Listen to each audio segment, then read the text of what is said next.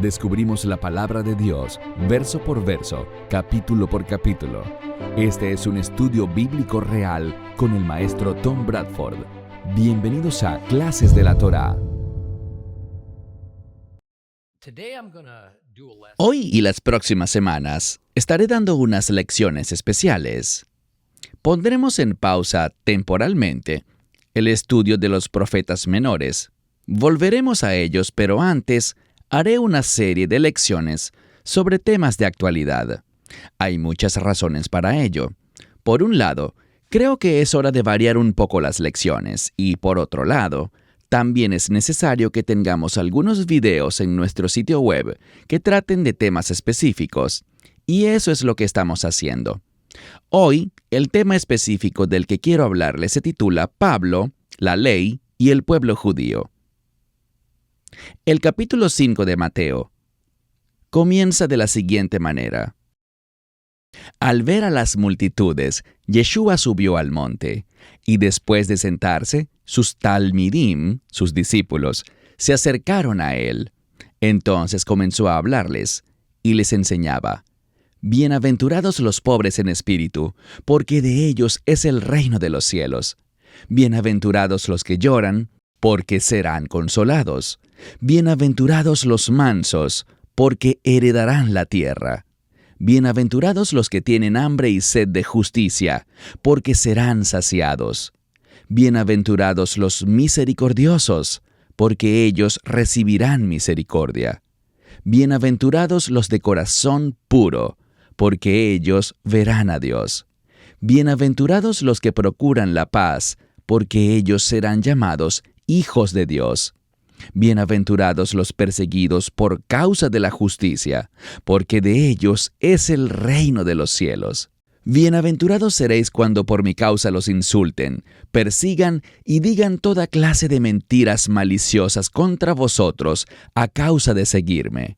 Regocijaos y alegraos, porque vuestra recompensa en los cielos es grande, porque así persiguieron a los profetas que fueron antes de vosotros. Vosotros sois la sal de la tierra, pero si la sal pierde su sabor, ¿con qué será salada? Ya no sirve para nada, sino para ser echada fuera y pisoteada por la gente. Vosotros sois la luz del mundo. Una ciudad situada sobre un monte no se puede ocultar. Asimismo, no se enciende una luz y se pone debajo de un almud, sino sobre el candelero, y alumbra a todos los que están en la casa. De la misma manera, así alumbre vuestra luz delante de la gente, para que vean sus buenas obras y glorifiquen a vuestro Padre que está en los cielos. Y justo después de terminar este pasaje, en Mateo 5:16, inmediatamente después de haber hecho esa serie de declaraciones sobre cuán bienaventurados son los pobres en espíritu, los humildes, los misericordiosos, los que procuran la paz, etc., Yeshua de repente se detiene y se da cuenta de que esta enorme multitud judía que lo estaba escuchando y tal vez los que leerían sus palabras en los siglos venideros podrían malinterpretar lo que estaba diciendo. ¿Por qué?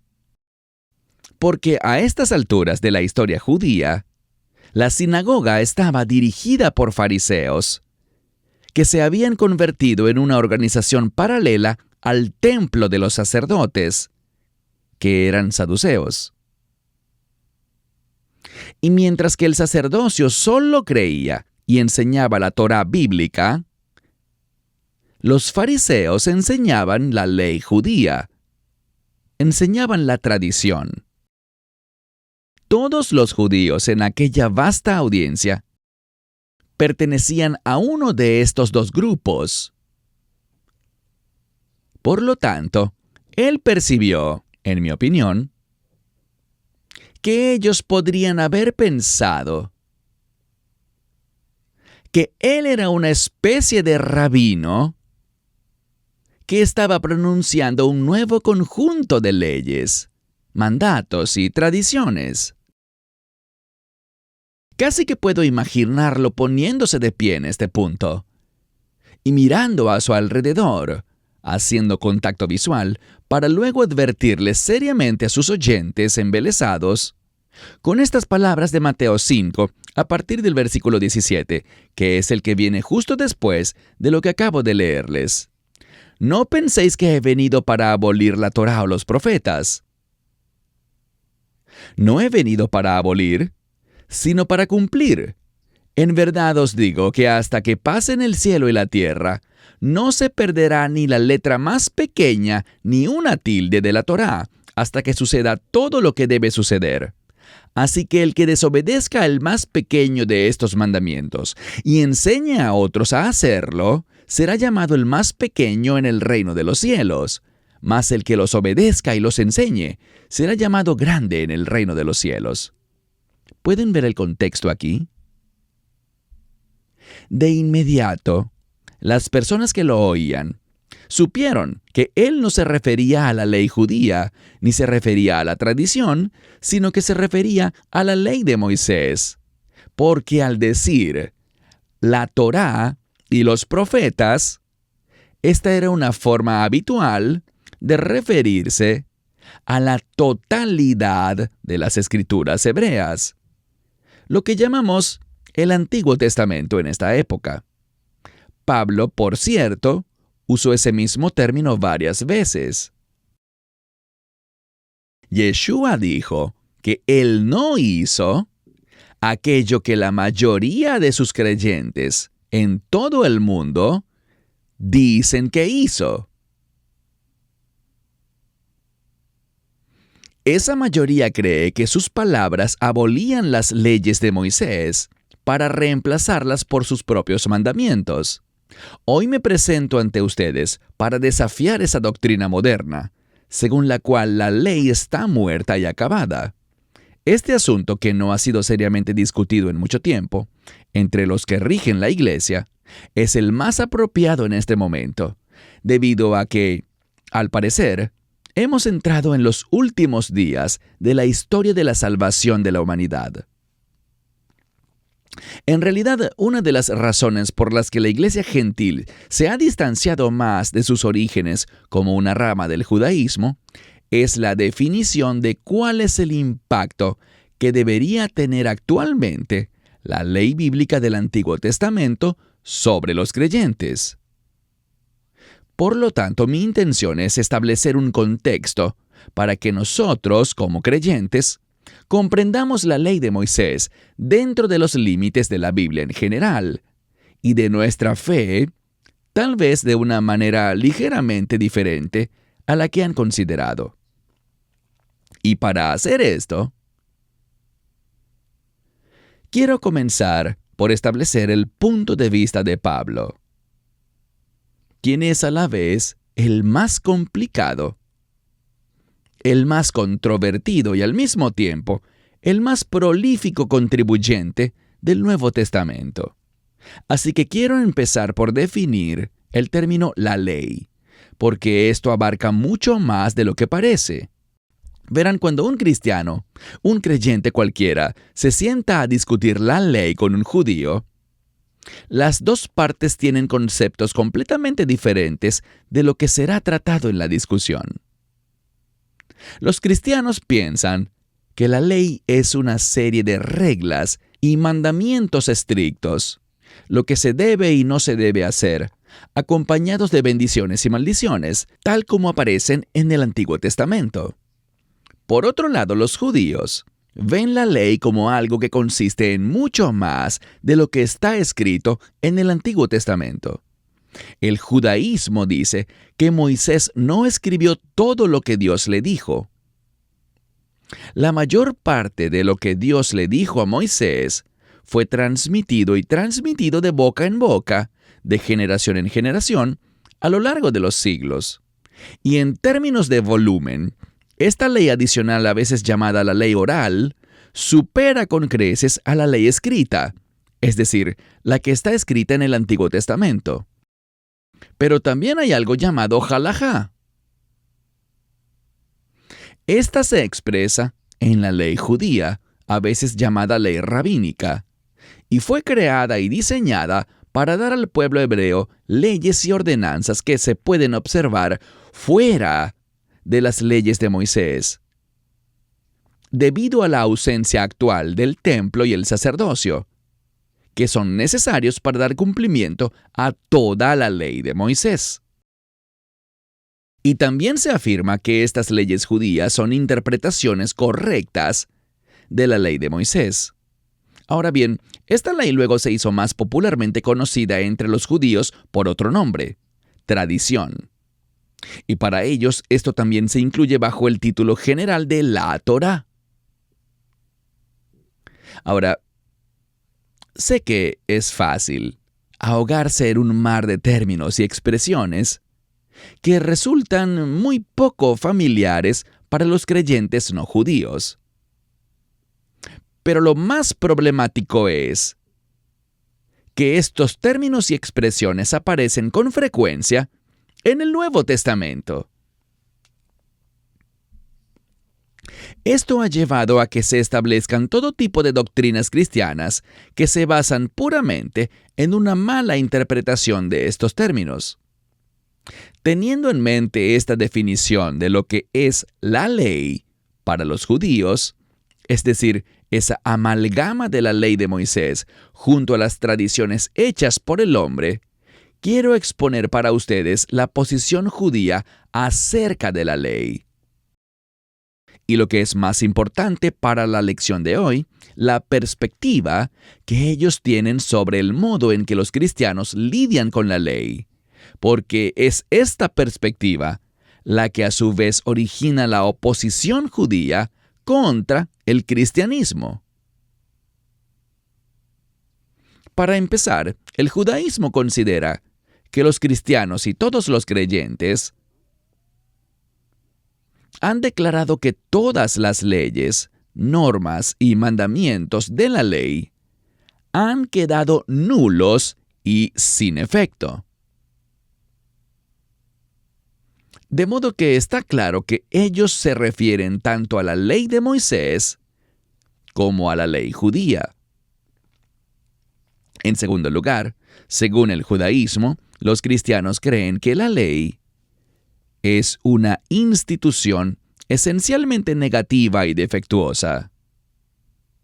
En este caso, el judaísmo se refiere principalmente a la ley de Moisés. En tercer lugar, los judíos creen que los cristianos ven el atributo de la gracia de Dios como una innovación exclusiva del Nuevo Testamento, que no jugó ningún papel en la religión de Israel antes de Yeshua.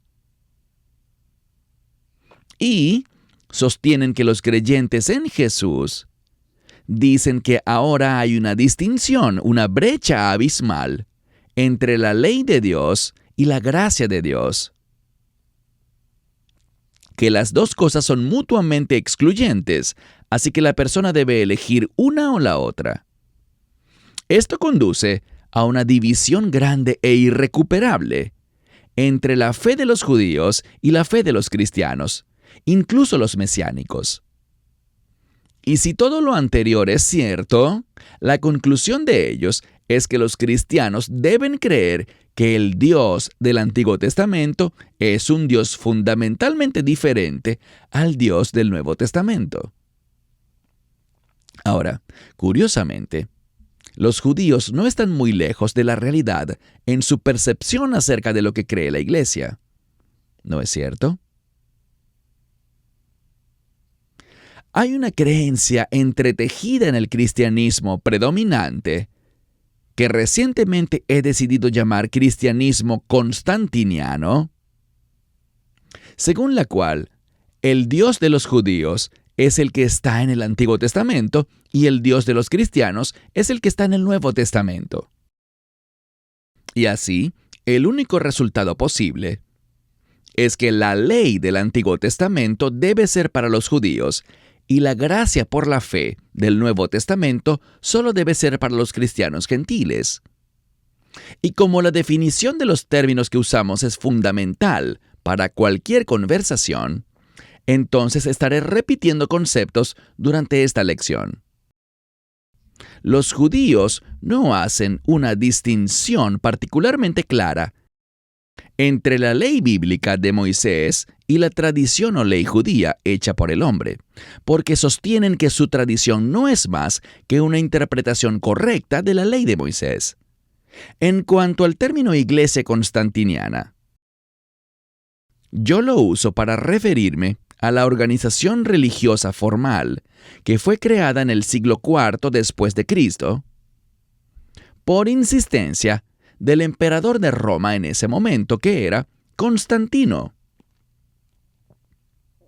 A lo largo de algunas décadas, se convocaron lo que se llamó concilios de líderes religiosos para crear una religión completamente nueva que nunca había existido, que fuera de los gentiles, por los gentiles y para los gentiles.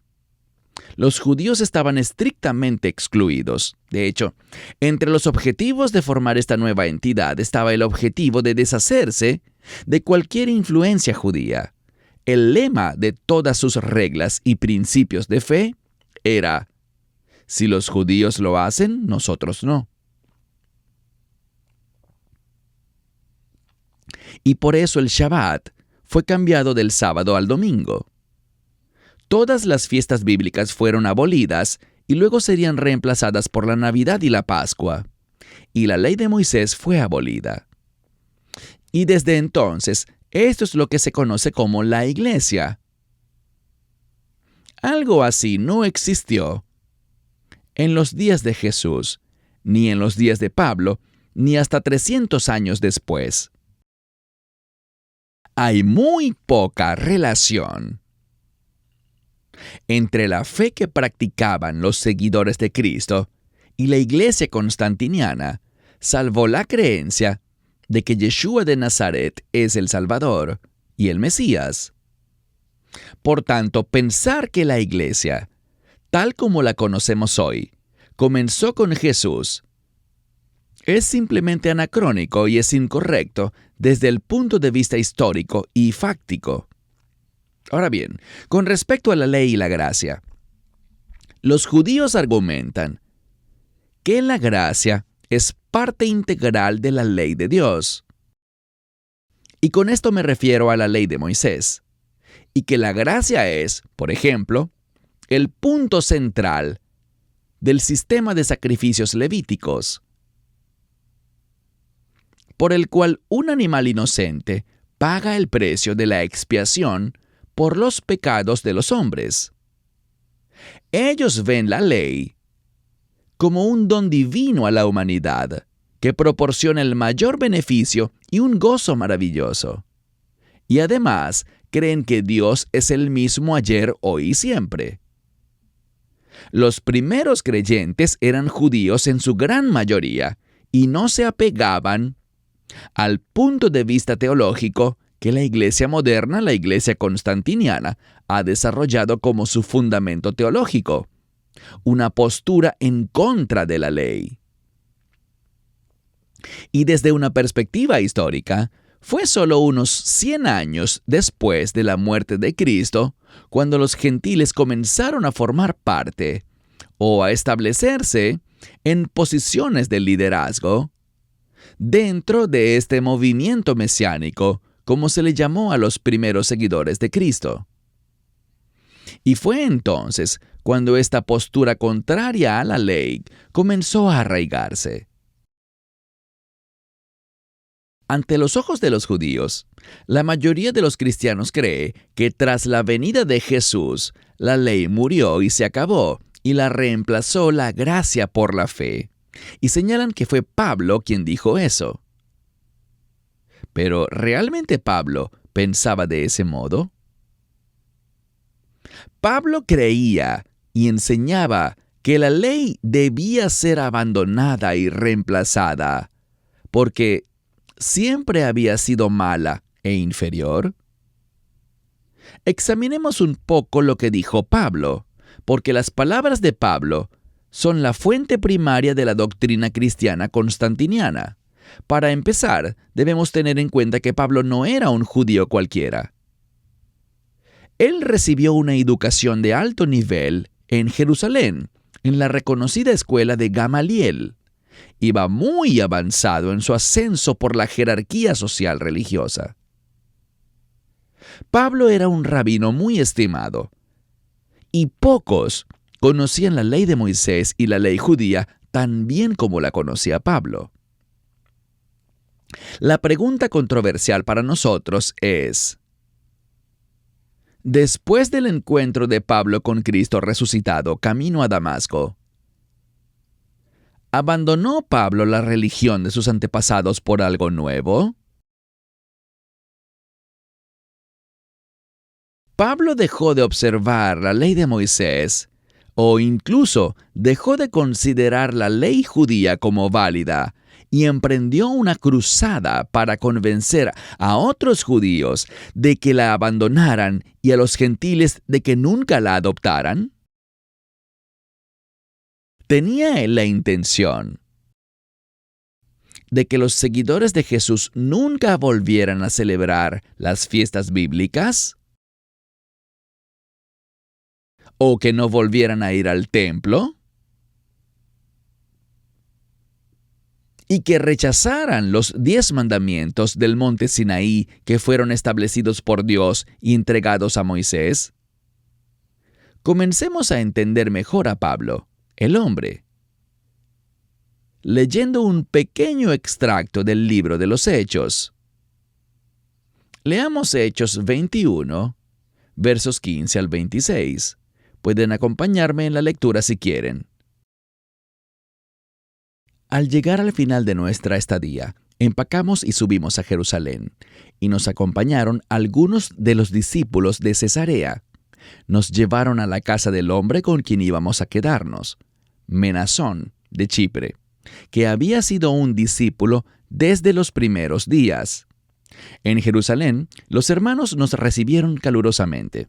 Al día siguiente, Shaul, Pablo y el resto de nosotros fuimos a ver a Jacob, Santiago, y todos los ancianos estaban presentes. Y después de saludarlos, Shaul describió en detalle cada una de las cosas que Dios había hecho entre los gentiles a través de su ministerio.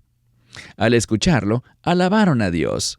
Pero también le dijeron: hermano, ya ves cuántas decenas de miles de creyentes hay entre los judíos, y todos son celosos de la Torá. Ahora bien, se les ha dicho acerca de ti, que estás enseñando a todos los judíos que viven entre los gentiles a apostatar de Moisés, diciéndoles que no circunciden a sus hijos ni sigan las tradiciones. Entonces, ¿qué se debe hacer? Seguramente sabrán que has llegado, así que haz lo que te decimos. Tenemos a 4 hombres que están bajo un voto. Llévalos contigo, purifícate con ellos y paga los gastos relacionados con el rapado de sus cabezas. Entonces, todos sabrán que no hay nada de cierto en los rumores que han oído acerca de ti, sino que por el contrario, tú mismo vives ordenadamente y guardas la Torá. Sin embargo, en cuanto a los gentiles que han llegado a confiar en Yeshua, todos nosotros les hemos escrito una carta con nuestra decisión de que deben abstenerse de lo que ha sido sacrificado a los ídolos, de la sangre, de lo estrangulado y de fornicación. Al día siguiente, Shaul tomó a los hombres, se purificó junto con ellos y entró en el templo para dar aviso de cuándo se completaría el período de purificación y se haría la ofrenda correspondiente por cada uno de ellos. Bueno, es claro que Santiago el Justo, que aquí es llamado Jacob, el líder supremo de la Iglesia, los seguidores de Cristo en ese tiempo, allí en Jerusalén, no creía que Pablo hubiera dejado de observar la ley. Pero había algunos agitadores de oficio entre los judíos religiosos que acusaron a Pablo de enseñar en contra de la ley. Santiago el Justo tenía la solución perfecta: poner a Pablo a hacer una prueba pública. A Pablo se le dijo que fuera con ciertos hombres descritos como hermanos, lo que significa que eran judíos mesiánicos, judíos creyentes en Yeshua, que habían tomado el voto nazareo. y debían pasar por los rituales habituales de purificación, como lo exige la ley de Moisés, que acompañan a estos votos. Santiago, el hermano de Jesús, esperaba plenamente que Pablo cumpliera con esto, y aquí en Hechos 21 vemos que Pablo hizo lo sugerido sin dudarlo. Así que, o Pablo era la peor clase de hipócrita, o de hecho, le creyó a Jesús cuando dijo que la ley de Moisés no había sido abolida. Ahora, si hemos de tomar a Pablo en el contexto apropiado, debemos comenzar por hacernos una pregunta muy básica. ¿Él estuvo de acuerdo con Yeshua en todos los aspectos o no? Y para ir al punto central de la pregunta, ¿Pablo enseñó lo que Jesús enseñó acerca de la ley o enseñó algo diferente? Volvamos al Sermón del Monte. Mateo 5, versos 17 y 18. No penséis que he venido para abolir la Torá o los profetas. No he venido a abolir, sino para cumplir. En verdad os digo que hasta que pasen el cielo y la tierra, no se perderá ni la letra más pequeña ni una tilde de la Torá, hasta que suceda todo lo que debe suceder. En su sermón, Yeshua dijo muy claramente que él no había venido para abolir la ley. Y nadie debería afirmar que él abolió la ley, ni tampoco enseñar que algunos mandamientos y leyes han sido modificados, y mucho menos reemplazados. Entonces, Cristo le dijo a varios miles de personas en el mar de Galilea que su venida y sus enseñanzas no eran para abolir ni reemplazar la ley, pero unos años más tarde, desde su trono en el cielo, le dijo lo contrario a Pablo. Y luego envió a Pablo con la instrucción de decirle a la gente que no obedecieran los mandamientos de la Torá. He hablado con muchos pastores y puedo decirles que la mayoría de ellos cree que todos los mandamientos que Cristo dio durante su vida se volvieron nulos y sin efecto al morir en la cruz. ¿Sabían eso?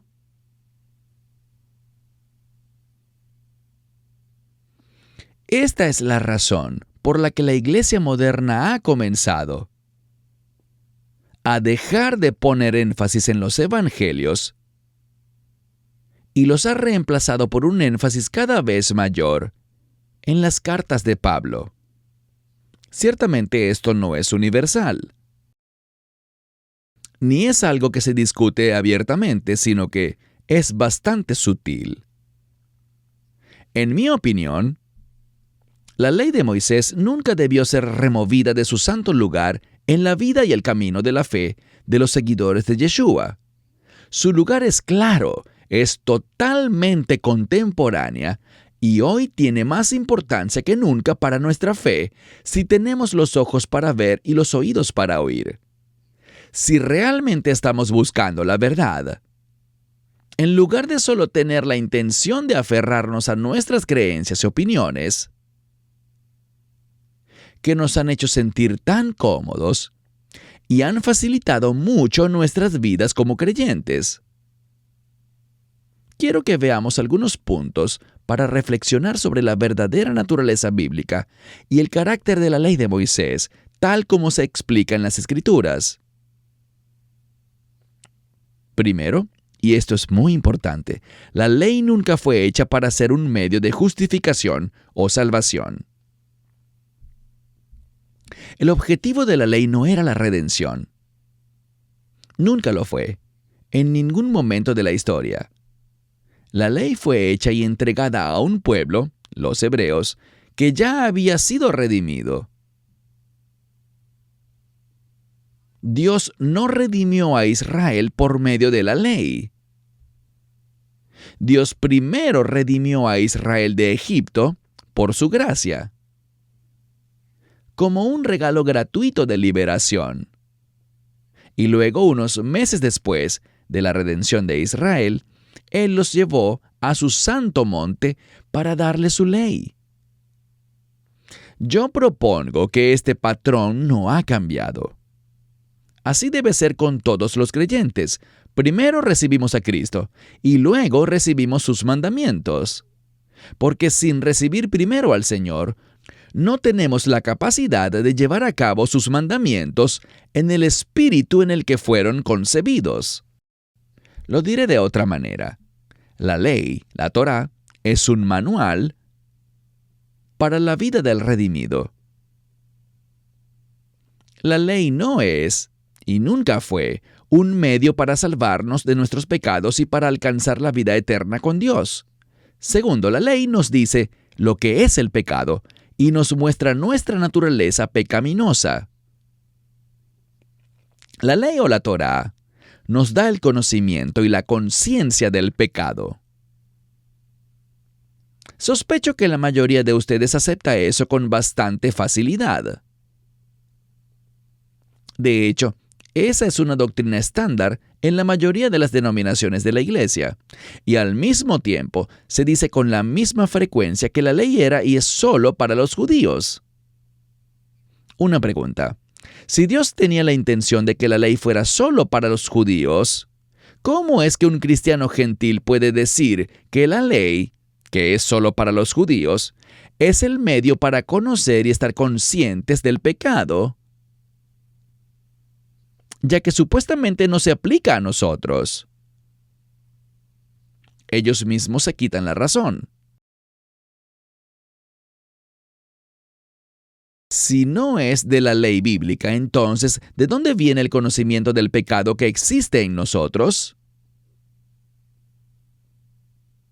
Tercero, la ley ocasiona la ira de Dios. Romanos 3:28 hasta Romanos 4:3 dice esto. Por lo tanto, sostenemos que una persona es considerada justa por Dios en virtud de la fe, lo cual no tiene nada que ver con la observancia legalista de los mandamientos de la Torá. ¿Acaso Dios es solamente el Dios de los judíos? ¿No es también el Dios de los gentiles? Sí, también es el Dios de los gentiles, porque, como saben, Dios es uno. Por lo tanto, Él considerará justos a los circuncisos, es decir, los judíos, en virtud de la fe, y también a los incircuncisos, es decir, los gentiles, por esa misma fe. ¿Significa esto que abolimos la Torá mediante esa fe? De ninguna manera. Al contrario, confirmamos la Torá. Y luego dice, entonces, ¿qué diremos? ¿Que Abraham, nuestro padre, lo logró por sus propios esfuerzos? Porque si Abraham fue considerado justo por Dios debido a la observancia legalista, entonces tendría algo de qué jactarse. Mas esto no es así delante de Dios. Porque ¿qué dice el Tenaj? Abraham puso su confianza en Dios, y esto le fue contado por justicia. El contexto de esta sección vital de la carta de Pablo a los Romanos se resume en Romanos 3:31, cuando Pablo hace el importante señalamiento de que confiar en el Mesías no anula la ley y de hecho la confirma. Pero el momento cumbre de toda esta declaración está enmarcado en el verso 2 de Romanos 4, donde habla de la justificación. Y Pablo dice que si alguien trata de usar su obediencia a la ley como justicia delante de Dios, como un medio para la justificación, va a incurrir en la ira de Dios. ¿Por qué? ¿Es porque obedecer la ley está mal? ¿Es porque es obediencia a algo que es defectuoso y ya no existe? No, es porque Dios no creó la ley para la justificación. Ese nunca fue su propósito. Confiar en Dios es el único medio para la justificación. Y con el advenimiento de Dios en la tierra, Jesucristo, la fe en Cristo es el único medio de justificación para un judío o un gentil. Sin embargo, Pablo dice que eso no significa que la obediencia a las leyes y mandamientos de Dios es ahora irrelevante. Espero que puedan ver esto. Miren, Un automóvil y un horno son dos cosas distintas que se usan para propósitos diferentes. Así como no puedo usar mi horno para ir al trabajo, tampoco puedo hornear un pastel en mi automóvil, a menos que sea verano, quizás. ¿Eso hace que uno sea defectuoso y el otro sea perfecto? ¿La existencia del horno anula el automóvil y la existencia del automóvil anula al horno? Jesús dijo que su propósito en su primer advenimiento era cumplir la perfección de la ley, no abolirla. Él así lo dijo. Porque sin la ley, ¿cómo sabríamos lo que agrada y lo que desagrada a Dios? ¿Cómo sabremos lo que es el pecado y la santidad? Muchos cristianos me han dicho, bueno, es que los creyentes no necesitan la ley porque el Espíritu Santo les dice lo que sea que ellos necesiten saber y el resto no hace falta. Y siempre les hago la siguiente pregunta. ¿Cómo sabes que el Espíritu Santo te está hablando? ¿Cómo lo sabes? ¿Cómo sabes si no es el adversario susurrándote al oído? O si tal vez se trata de tus propios pensamientos, porque te diré algo, a mí me pasa bastante. Solo se necesita la confianza en el Mesías para la salvación, pero la ley sigue siendo válida y está ahí para enseñarnos a distinguir el bien y el mal, el pecado y la santidad. La ley nos da un punto de referencia bien definido y objetivo que podemos usar para verificar si lo que creemos estar oyendo del Espíritu Santo es realmente eso. Porque el que crea que el Espíritu Santo le dirá algo diferente de lo que dice la palabra escrita de Dios, no conoce a Dios y no conoce su palabra. No me importa cómo intenten racionalizarlo. Es después de ser salvos que debemos comenzar a buscar este conocimiento de la ley y aprenderlo, para que sepamos cómo incorporarlo adecuadamente en nuestro estilo de vida y podamos estar más alineados a la voluntad de Dios, al ideal de Dios. Si tratamos de hacerlo al revés, lo que obtendremos es un legalismo impío. Cuarto punto. La ley actúa como una protección. Al ser obedientes a los principios de la ley, estamos viviendo dentro de un reino de luz y verdad, como fue diseñado por el Creador. El Señor le dice constantemente a su pueblo, no se extravíen, no se salgan de los límites de este reino, porque afuera no hay nada más que engaño, tinieblas y muerte. Una buena pregunta que podríamos hacernos en este momento es, ¿cómo es que nosotros, los creyentes del siglo XXI, que no vivimos en la antigua cultura hebrea, gracias al Señor, podemos obedecer la ley de la manera y en el espíritu que Pablo y nuestro Salvador han prescrito? El primer paso es entender que la ley y la gracia de Cristo no son mutuamente excluyentes, son complementarias. Cristo redime y la Torá enseña, guía y protege. La intención de la ley es enseñar los principios de Dios y eso es en lo que debemos enfocarnos. El Nuevo Testamento descansa sobre el fundamento de la Torá y, por cierto, los que escribieron el Nuevo Testamento generalmente asumen que sus lectores ya conocen los principios de la ley. Volvamos un momento a la cuestión de cómo el judaísmo concibe el aspecto de la ley que tiene relación con la justicia ante Dios. Una de las principales suposiciones de la Iglesia constantiniana es que los judíos se esfuerzan por ganarse su entrada al cielo, y lo hacen siendo obedientes a la ley, por lo que el judaísmo es una religión que solo depende de las acciones y conducta humanas como medio de autojustificación, mientras que el cristianismo es una religión 100% basada en la gracia. Y quizás se sorprendan al saber que los judíos no creen que ser obedientes a la ley, a la Torá, es lo que los lleva al cielo. ¿Saben por qué? Los judíos no creen que después de la muerte uno va al cielo, a vivir con Dios, o al menos no al cielo según los cristianos lo entienden. Hay una cita de un conocido rabino, que tiene un sitio web judío también muy conocido, que lo expresa muy bien, y dice así: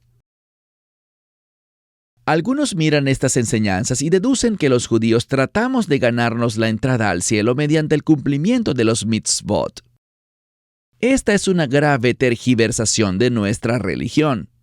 Es importante recordar que, a diferencia de algunas religiones, el judaísmo no se centra en cómo ir al cielo. El judaísmo se centra en la vida y en cómo vivirla. A menudo, los que no son judíos me preguntan: ¿realmente crees que irás al infierno si no haces esto o aquello? Y eso siempre me desconcierta un poco, porque la cuestión de a dónde iré después de la muerte simplemente no entra en la ecuación cuando pienso en las mitzvot, hacer buenas obras. Realizamos las mitzvot porque es nuestro privilegio y nuestra sagrada obligación hacerlo. Lo hacemos por amor y por un sentido del deber, no por el deseo de obtener algo a cambio. Eso es muy noble. Los judíos creen que la mayor alegría que pueden alcanzar durante su vida en la tierra, y no me refiero a todos los judíos, sino a los judíos religiosos, es saber que su obediencia a la ley de Moisés es agradable al Dios de Israel. Y prácticamente no piensan en lo que sucede cuando la vida se acaba. El cristianismo se ha movido hacia el otro extremo. Para los cristianos, la vida en el cuerpo físico aquí en la tierra a menudo se considera que tiene un significado modesto y, en cambio, los pensamientos y esfuerzos van enfocados hacia lo que sucede después de la muerte y las recompensas que vienen con eso. Se considera que las obras y la conducta tienen un papel limitado en la vida del creyente. En cambio, lo que cuenta es el ser interior, nuestras buenas intenciones. Y luego de lo que hemos aprendido hoy acerca de la ley, cerraré la lección con una profecía que está casi delante de nosotros en su advenimiento. En 2 Tesalonicenses, capítulo 2. Ahora bien, hermanos, con respecto a la venida de nuestro Señor Jesucristo y nuestra reunión con Él, os rogamos que no seáis sacudidos fácilmente en vuestro modo de pensar, ni os alarméis ni por espíritu, ni por palabra, ni por cartas supuestamente escritas por nosotros, que insinúen que el día del Señor está cerca. Que nadie os engañe en ninguna manera, porque ese día no vendrá sin que primero venga la rebelión y sea revelado el hombre de iniquidad, el hijo de perdición, el cual se opone y se exalta contra todo lo que se llama Dios o es objeto de adoración, de manera que se sienta en el templo de Dios, proclamándose a sí mismo como Dios. ¿Quién es este hombre de iniquidad? Todos entendemos que él es el anticristo, ¿no es así? Pero ¿a qué se refiere el término hombre de iniquidad, que en griego significa hombre sin ley? ¿Se refiere a la ley romana, a la ley siria o a la ley judía? ¿A la ley estadounidense? ¿Es el anticristo un supertransgresor moderno de la ley, como Jesse James, Bonnie and Clyde, Saddam Hussein? ¿Alguien que simplemente no tiene ningún respeto por las leyes creadas por las sociedades y las naciones? El único significado plausible para este término hombre sin ley es en referencia a la ley de Moisés, a las leyes de Dios. Para Dios no tiene ninguna utilidad esa variedad infinita de leyes de hombres, y en el día del juicio ciertamente no seremos medidos por nuestros códigos locales de leyes civiles. Este hombre sin ley es un hombre sin Torá. Un hombre en quien no está presente la ley de Moisés. Es un hombre que desprecia las leyes y mandamientos de Dios. y las definiciones del bien y del mal de Dios, porque el Dios del hombre sin ley es Satanás. La ley de Moisés es importante y válida para nosotros. No solo por las razones que hemos discutido hoy, sino porque si no conocemos la ley, difícilmente podremos reconocer al anticristo, que principalmente será conocido por ser ¿qué? Antiley, por estar en contra de la Torá de Dios. Si ha habido alguna vez un punto en común entre judíos y gentiles antes de que viniera nuestro Mesías, es la obediencia a la ley. Esta realidad persiste hasta hoy y seguirá siendo así, como dijo el Mesías, hasta que el cielo y la tierra pasen. Para más enseñanzas de un estudio bíblico real, redescubriendo la palabra de Dios con Tom Bradford, visite toraclass.com o descargue la aplicación móvil de TorahClass.